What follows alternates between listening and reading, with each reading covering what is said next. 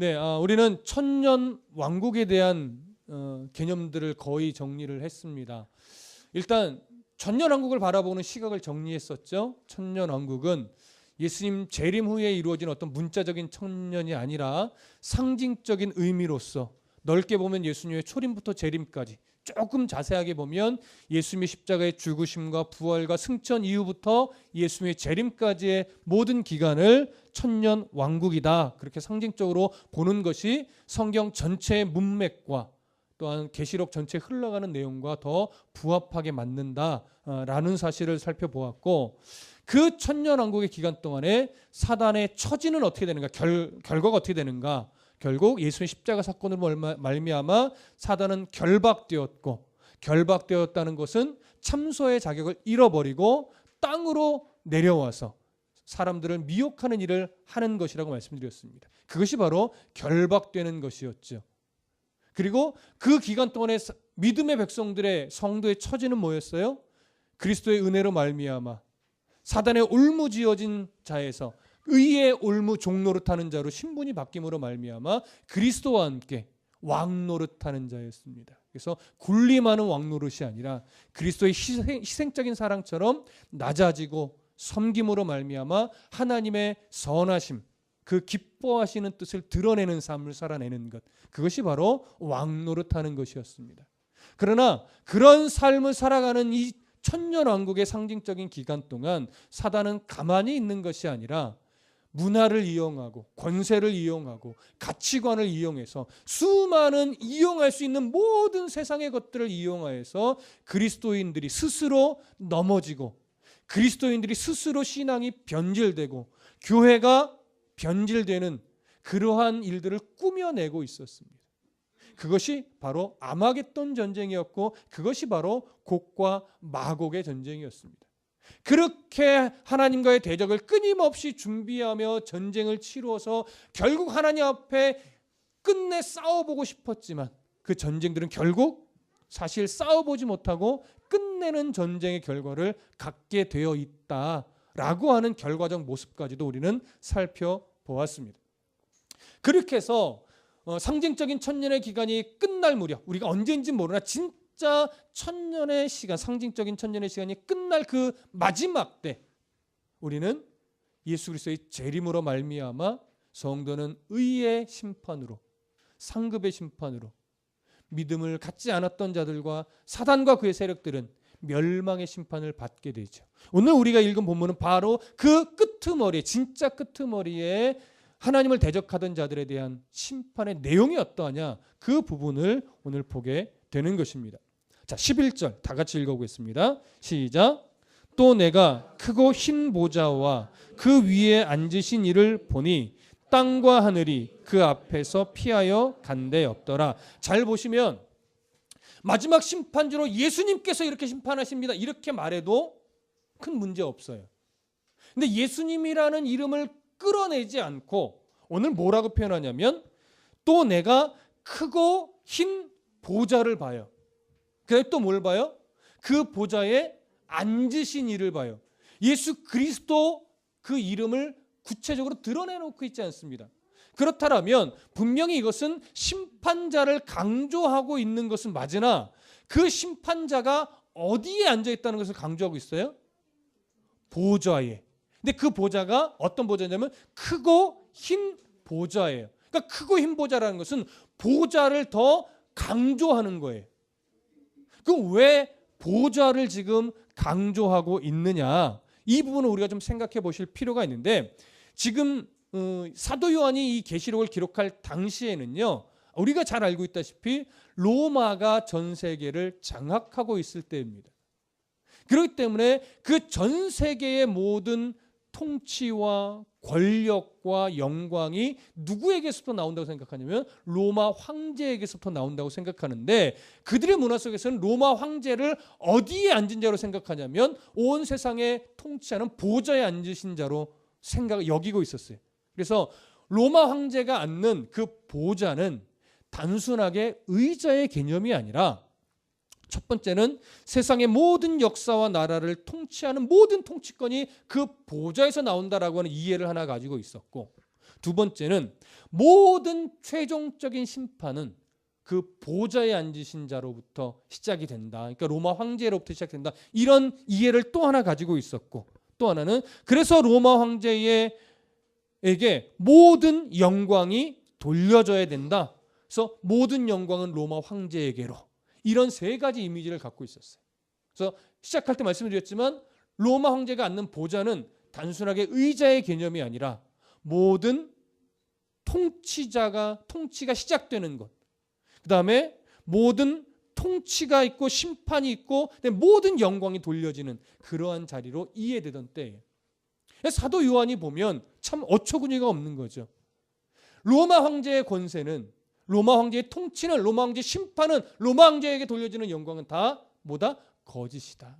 그 개념을 다 깨부수는 거예요. 그래서 온 우주의 통치자, 온 우주의 영광, 온 우주의 모든 심판, 누구에게로부터 시작된다? 바로 하늘의 보좌에 앉으시니 바로 예수 그리스도에게로부터 말미암는 것이다 라고 하는 것을 지금 보여주는 겁니다.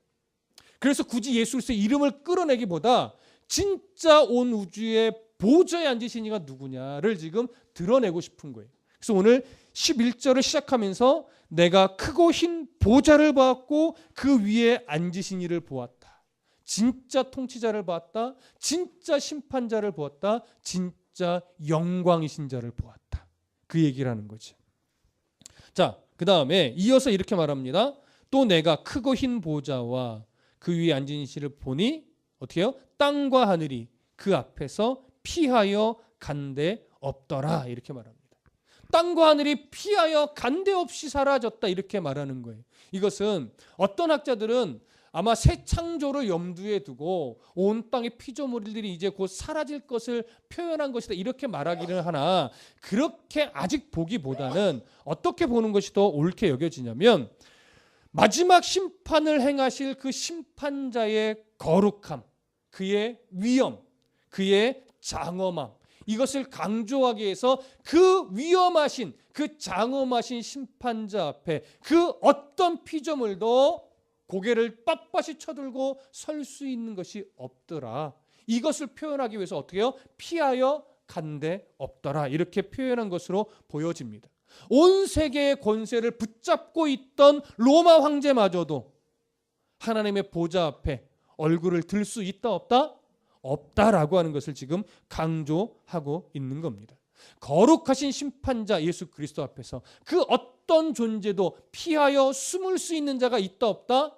없다. 지금 그것을 강조하기 위해서 예수 그리스도 앞에서 땅과 하늘이 피하여 간데 없더라. 이런 표현을 지금 하고 있는 겁니다. 자, 여기서 한 가지 아주 중요한 사실을 하나 깨닫습니다. 뭐냐면 우리가 이전에도 계시록을 통해서 몇 가지 심판에 관한 내용들이 사실 있었어요. 바벨론의 심판의 기록이 있었고 짐승과 거짓 선지자에 대한 심판 기록도 있었고 또 사단의 심판 내용도 있었어요. 그런데 그 심판들의 특징은 뭐였냐면 예수 그리스도가 직접 심판자로 등장하지 않았었어요. 항상 대행자가 등장하여 심판하는 것으로 기록되어 있었습니다. 근데 오늘 본문에서만큼은 이제 심판자로 누가 등장해요? 예수 그리스도가 직접 등장하시는 거예요. 누구에 대한 심판이기 때문에? 하나님의 형상으로 지음받은 사람에 대한 심판이기 때문에 예수 그리스도께서 직접 등장하시는 겁니다. 자, 여러분, 이게 사람의 본래 위치예요. 하나님과 대면하여 서는 자, 하나님과 대면하여 교제할 수 있는 자, 하나님과 대면하여 대화할 수 있는 자가 원래 사람의 위치란 말이죠. 근데 그것을 사단의 간교한 꾀에 넘어감으로 말미암아 그 본래의 고급한 위치가 다 깨져버렸던 거예요. 그래서 이 마지막 때에 이제 그것에 대한 최종 종지부를 찍기 위해 예수 그리스도께서 직접 등장하시는 겁니다. 그래서 악인은 멸망의 심판으로, 의인은 상급의 심판으로 직접 판결을 하실 겁니다. 오늘 본문은 의인에 대한 심판 내용일까요? 악인에 대한 심판 내용일까요? 악인에 대한 심판 내용입니다. 12절을 다 같이 읽어보실까요? 함께 읽습니다. 시작. 또 내가 보니 죽은 자들이 큰 자나 작은 자나 그 보좌 앞에 서 있는데 책들이 펴 있고 또 다른 책이 펴졌으니 곧 생명책이라. 죽은 자들이 자기 행위를 따라 책들에 기록된 대로 심판을 받으니. 자, 여기 조금 어렵습니다. 잘 이해하셔야 됩니다. 먼저 사도 요한이 새로운 환상 하나를 보는데 행위가 기록되어 있는 책들을 봐요. 근데 책은 두 종류예요. 책들과 또 다른 책. 근데 또 다른 책은 무엇라고 부연 설명을 해요? 생명책이다. 이렇게 부연 설명을 합니다. 근데 그 책들을 보게 되는데 그 책들이 펴져 있는 앞에 누가 있냐면 죽은 자들이 있어요. 그렇죠? 근데 죽은 자들이 큰 자나 작은 자나 다 그 보좌 앞에, 책들이 펴져 있는 보좌 앞에 서 있는 거예요. 일단 큰 자나 작은 자라고 하는 것은 우리의 이해를 따라 표현하면 남녀노소를 물온대소하고 뭐 이런 표현이 있죠. 무슨 말이에요? 모든 사람을 다 말하는 거예요. 모든 사람을. 그런데 문제는 그 앞에 죽은 자들 중에 큰 자나 작은 자예요. 이 죽은 자들이 누구를 말하느냐에 대한 견해가 조금 갈라집니다. 첫 번째 견해는 뭐냐면 여기서 12절에서 말하는 죽은 자들은 예수님을 믿지 않고 죽은 자들을 말하는 거다. 이렇게 주장하는 견해가 하나 있고, 아니다, 예수를 믿고 죽은 자와 믿지 않고 죽은 자를 모두를 포함하는 모든 인류, 큰 자나 작은 자 모두를 말하는 것이다. 이게 두 번째 견해입니다. 둘 다 나름대로의 어떤 근거들이 있기 때문에 딱 단정지어서 이게 옳아라고 말하기는 좀 어려우나 이것을 주장하는 견해들을 살펴보면 우리는 어떤 쪽으로 살펴보는 게 더 좋겠는가는 판단할 수 있습니다. 자, 첫 번째, 여기서 말하는 죽은 자는 예수 그리스도를 믿지 않는 자들을 말한다라고 하는 견해는 주로 누가 지지하는 쪽이냐면 역사적 전천년설의 시각을 가지고 있는 자들이 이런 견해를 주장해요. 왜냐? 그들이 왜 이렇게 주장할 수밖에 없냐면 예수 믿는 자들은 이미 언제 심판을 받았다고 생각해요? 천년왕국이 시작되기 전에 예수님이 재림하여 예수님과 함께 심판을 받고 그 천년왕국 기간 동안 예수님과 함께 뭐 한다고 생각해요? 통치한다라고 생각한단 말이에요. 그러고서 문자적인 천년이 지나 끄트머리에 이제 마지막 악인이 부활하여 심판을 받는다라고 하는, 그래서 두 번의 부활이 그래서 일어나야 되는 거예요. 그렇게 생각을 하기 때문에 여기서의 심판을 누구로 볼 수밖에 없어요? 그렇죠. 예수를 믿지 않고 죽은 자들로만 그들로 볼 수밖에 없는 거예요.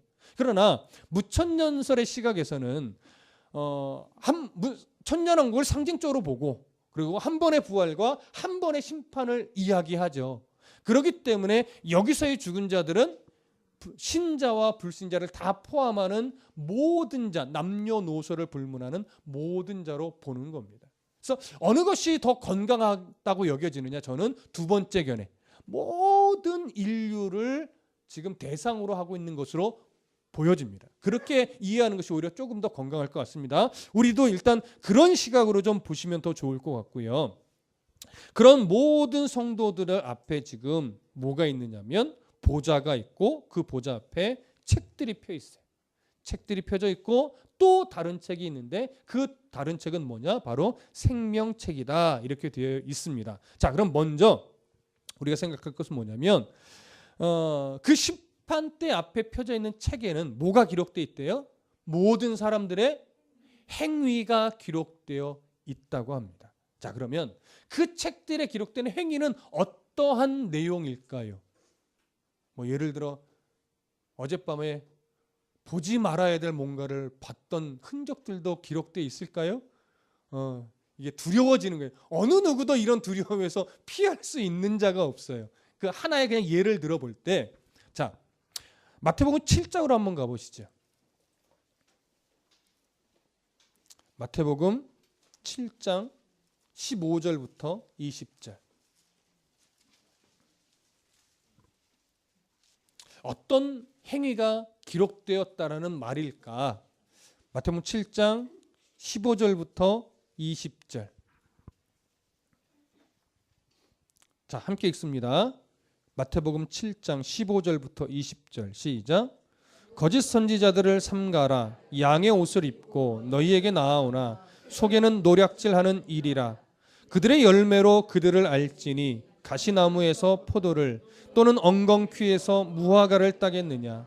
이와 같이 좋은 나무마다 아름다운 열매를 맺고 못된 나무가 나쁜 열매를 맺나니 좋은 나무가 나쁜 열매를 맺을 수 없고 못된 나무가 아름다운 열매를 맺을 수 없느니라.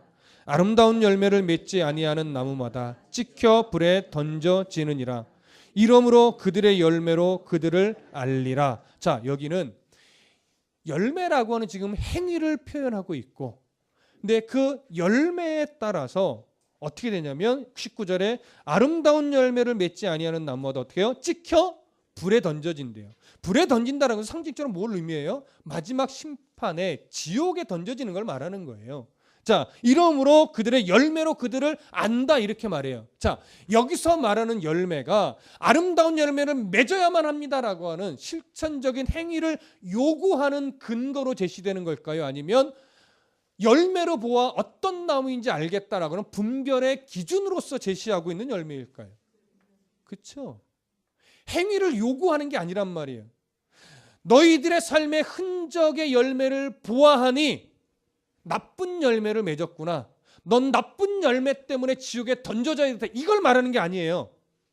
잘 이해하셔야 돼요. 나쁜 열매를 맺었기 때문에 지옥불에 던져져야겠다. 이걸 말하는 것이 아니라 나쁜 열매를 맺은 것을 보니 너는 나쁜 나무에서 뻗어나온 가지였구나. 본질을 아는 거예요. 너의 근거가 어디에 있었는지 이제 알겠다. 너의 근거가 나쁜 나무였으니 너는 찍혀서 어디에 던져진다? 불에 던져진다 이거예요. 네 열매를 보니 너는 좋은 나무, 아름다운 열매를 맺은 것을 보니 좋은 나무에서 뻗어나온 가지였구나. 그러니 너는 어디요? 찍혀 불에 던져지는 것이 아니라 하나님 나라 백성으로 새하늘과 새 땅에 내가 데려가겠다. 이 얘기를 하는 거죠. 그러니까 분별의 기준이란 말이에요. 이 분별의 기준이란 건 뭐예요? 너의 삶의 근거가 어디 위에서 살았던 삶이냐, 도덕적이고 윤리적으로 깨끗했느냐 깨끗하지 않았느냐 이걸 말하는 게 아니에요. 우리들의 삶의 기초가 예수 그리스도냐 사탄이냐 이걸 말하는 거예요. 예수 그리스도라면 비록 연약한 흔적이 많이 있지만 그 연약한 흔적들이 뭘로 덮어질 수 있어요? 그리스도의 보혈의 은혜로 덮어질 수 있는 거라고요. 그러나 사단이 기초가 된 삶의 흔적은 예수 그리스도의 보혈로 덮을 수 없는 흔적이란 말이에요. 그래서 찍혀 불에 던져질 수밖에 없는 거예요. 그래서 잘 생각해 보십시오. 이 행위들이 기록된 책에 어떤 열매를 맺었냐 이걸 기록하겠습니까? 아니죠. 네 삶의 흔적이 얼마나 도덕적으로 옳았냐 그렇냐 이걸 이야기하는 것이 아니라 누구 위에, 사탄 위에 기초를 든 삶의 흔적이었냐, 예수 그리스도의 보혈의 은혜 위에 기초를 든 삶의 흔적이었냐 이걸 기록해 놓는다는 얘기죠. 그렇기 때문에 그 이후에 오늘 마태복음 7장 21절부터 27절까지에 보면 모래 위에 지은 집과 바위 위에 지은 집이 나와요. 거기도 뭐예요? 집을 어떤 재료로 지었느냐 이걸 말하는 게 아니라고요. 어디 위에 고급 재료를 써서 집을 지었냐를 말하는 것이 아니라 어느 바닥의 기초 위에 집을 지었느냐 그걸 말하는 거죠. 바위 위에 기초를 지었느냐 모래 위에 기초를 지어서 집을 지었느냐 이걸 말하는 거라고요. 그래서 21절 다 같이 읽어보겠습니다. 시작. 나더러 주여 주여 하는 자마다 천국에 들어갈 것이 아니요 다만 하늘에 계신 내 아버지의 뜻대로 행하는 자라야 들어가리라. 바로 이 흔적을 말하는 거예요. 하나님의 뜻대로 살아가려고 하는 몸부림의 흔적이 있었느냐? 하나님의 뜻은 염두에 두지 않고 사단이 만들어놓은 세상의 가치와 세상의 기준과 성공과 나만 잘 되는 이런 것에만 기초를 두는 삶의 흔적이었느냐? 그걸 말하는 거예요. 그런 행위를 바로 행위가 오늘 본문에서 말하고 있는 그 책들의 행위대로 기록된 흔적을 말하는 겁니다. 여러분, 우리는 누구나 다 연약합니다. 우리는 누구나 다 보지 말아야 될 것도 자주 보고 가지 말아야 될 것도 종종 가고 하지 말아야 될 말도 나도 모르게 쑥쑥 내뱉기도 하고 하지 말아야 될 생각도 참 어리석게 하고 이렇게 살아요. 목사는 별반 다를 게 없다고요. 성도, 권사, 집사, 장로 똑같아요. 근데 중요한 건 뭐냐면 그러한 연약함을 하나님 앞에 정말 자복할 줄 아는 심령이냐, 아니면 목사라는 그런 가면을 쓰고 맨날 지만 거룩한 척하고 살아가느냐. 하나님은 하나도 인정하지 않는 거죠. 넌 세상에선 목사였지만 내가 세운 목사는 아니었네. 그럼 뭐 끝인 거죠. 그렇지 않습니까? 하나님이 보시는 건 네가 세상에서 목사로서 살았느냐 이걸 말하는 것이 아니에요. 누가 세운 목사였으며 누구의 기초 위에서 살은 목사였냐, 그걸 보는 거죠. 그 행위를 말하는 거예요. 여러분, 다 연약해요. 근데 하나님 앞에의 그 안타까움과 죄송함과 하나님의 뜻대로 살지 못하는 그런 마음을 가지고, 그래서 조금이라도 더 주님 뜻에 가깝게 살려고 고민하고 생각하고 애쓰고 아파하고 눈물 흘려 기도할 줄 알고, 그런 흔적이 조금씩이라도 있습니까? 여러분들은 바로 하나님의 보혈, 예수 그리스도의 보혈의 은혜로 덮여진 삶의 흔적이 기록되게 되어 있습니다.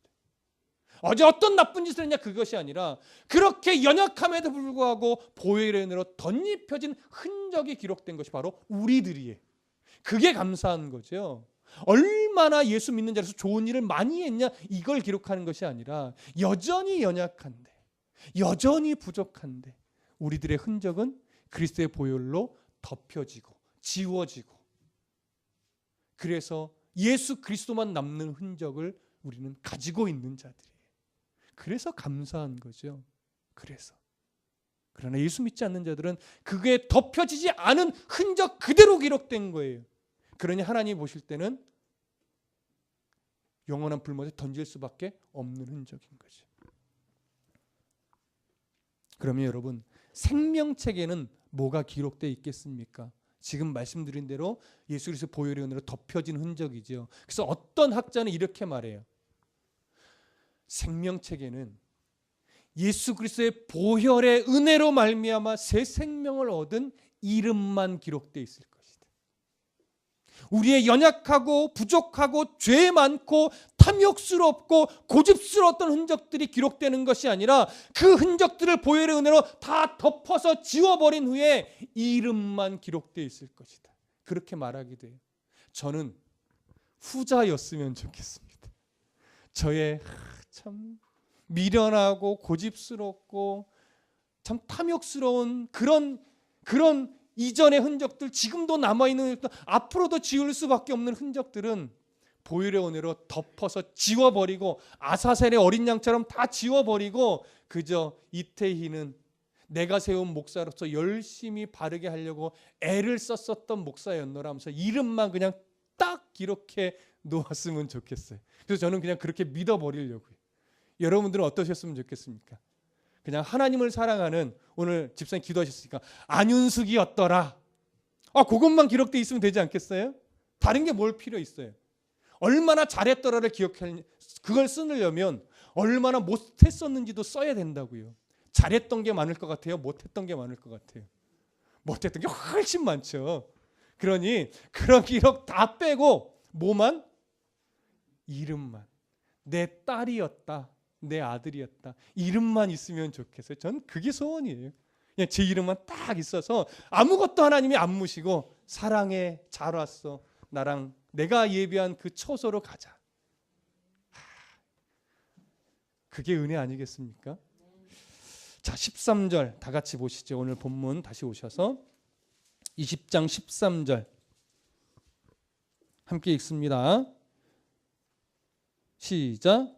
바다가 그 가운데에서 죽은 자들을 내주고 또 사망과 음부도 그 가운데서 죽은 자들을 내주매 각 사람이 자기의 행위대로 심판을 받고. 자, 바다가 그 가운데서 죽은 자들을 내줘요. 또 사망과 음부도 그 가운데서 죽은 자들을 내줘요. 각 사람이 자기 행위대로 심판을 받습니다. 여기서 말하는 그 행위의 심판은 대상이 누구라고요? 지금 이 표현에서는 하나님 믿지 않는 자들을 말해요. 그래서 바다, 사망, 음부, 다른 세 가지의 장소를 말하는 것이 아니라 똑같은 무저갱을 말하는 겁니다. 그 무적행을 세 가지 표현으로 강조하고 있는 거예요. 그래서 예수 믿지 않고 죽은 자들이 마지막 심판을 받기 전까지 잠시 대기하는 것. 천주교에서 말하는 연옥과는 전혀 다른 개념입니다. 그래서 이것을 성경에서는 죽은 자를 잠시 잔다라고 그 시대의 개념 안에서는 그렇게 표현하기도 했었습니다. 자, 그러면 이들을 내어준다라는 표현은 무슨 의미일까요? 자, 요한복음으로 가보겠습니다. 요한복음 5장으로 가보시죠. 요한복음 5장, 신약성경 마태, 마가, 누가, 요한복음 5장 28절과 29절.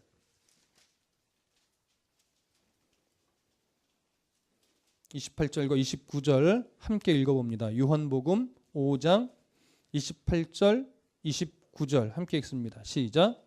이를 놀랍게 여기지 말라. 무덤 속에 있는 자가 다 그의 음성을 들을 때가 오나니 선한 일을 행한 자는 생명의 부활로, 악한 일을 행한 자는 심판의 부활로 나오리라. 자, 선한 일, 악한 일의 기준이 뭐라고요? 도덕과 윤리가 아니라 누구를 기초로 하는 삶이냐? 예수 그리스도의 십자가의 은혜를 기초로 하는 자의 삶이냐, 사단의 가치를 기준으로 한 삶이냐, 그걸 말하는 거예요. 그게 선한 일, 악한 일입니다. 그래서 예수 그리스도를 기초로 한 자는 생명의 부활로 나와요. 사단을 기초로 한 자는 바로 심판의 부활로 나오는 겁니다. 여기 바다가, 사망과 음부가 내어준다는 얘기는 이제 마지막 심판을 받기 위해서 심판의 부활로 나오는 모습을 이렇게 묘사한 겁니다. 그 심판의 부활로 나온 것이 실제로 어떻게 된다는 겁니까? 그건 저도 모르겠습니다. 다시 땅에서 생명이 움솟아서 다시 사람의 형상이 되더니 흙이 피부가 덮이고 이런 식의 애니메이션적인 이미지를 그리는 건지, 아니면 신비하게 한계가 쫙 드리워지면서 순식간에 하나님이 바꿔놓으셔서 싹 나타나는 건지, 이 부분만큼은 초자연적인 일이라 제가 어떻게 합리적이고 과학적으로 설명할 수는 없습니다. 다만 사도 요한이 묘사한 이대로 어쨌든 그들이 심판의 부활로 육체를 입어 나오는 것임은 분명해요.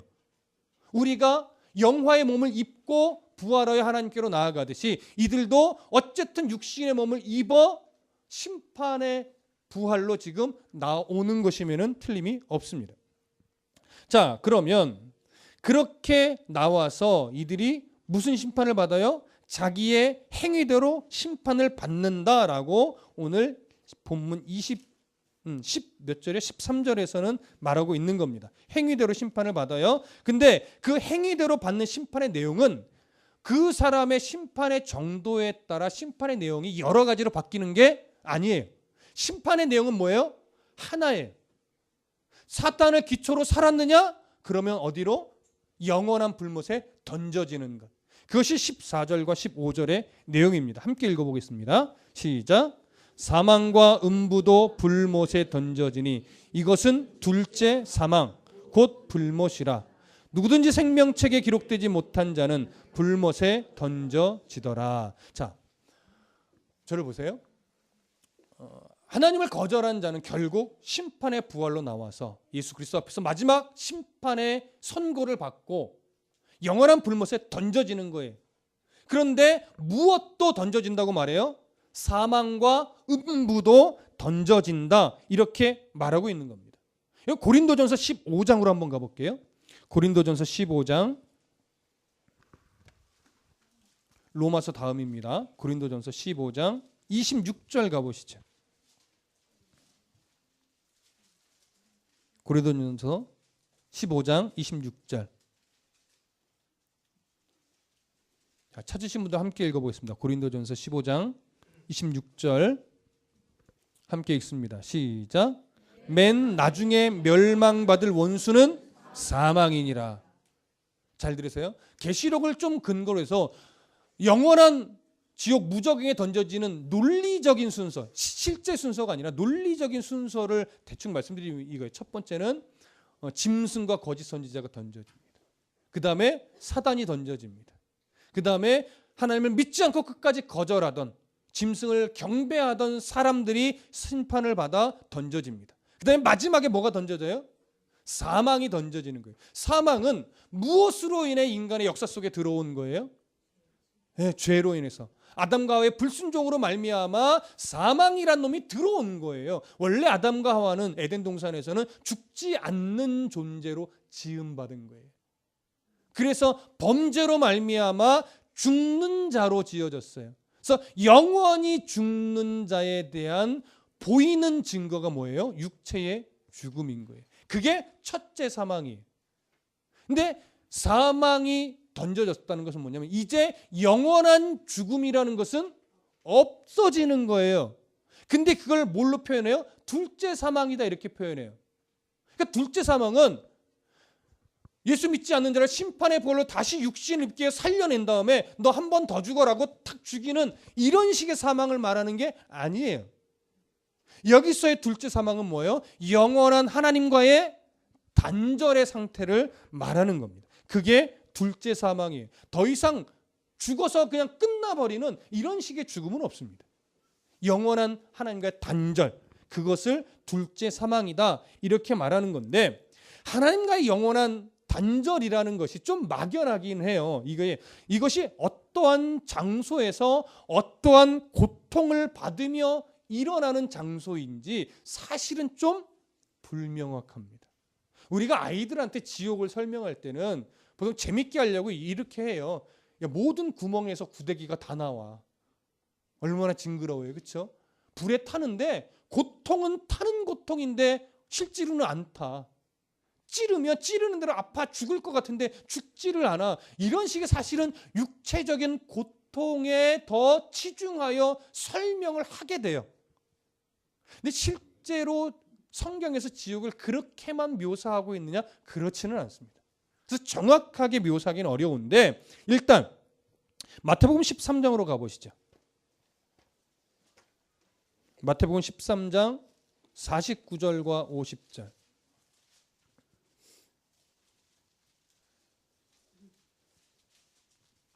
마태복음 13장 49절 50절 함께 읽어보겠습니다. 시작.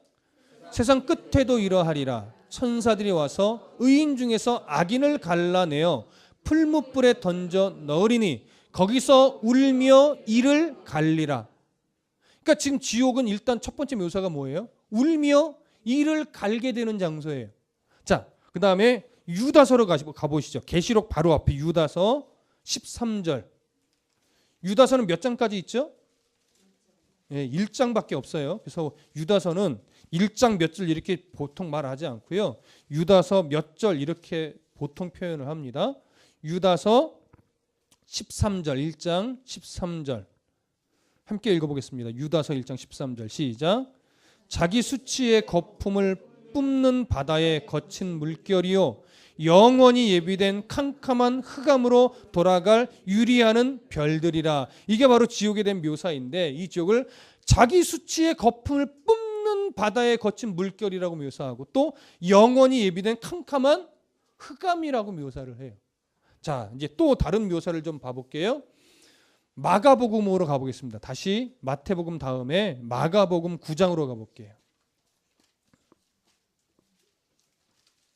마가복음 9장 48절.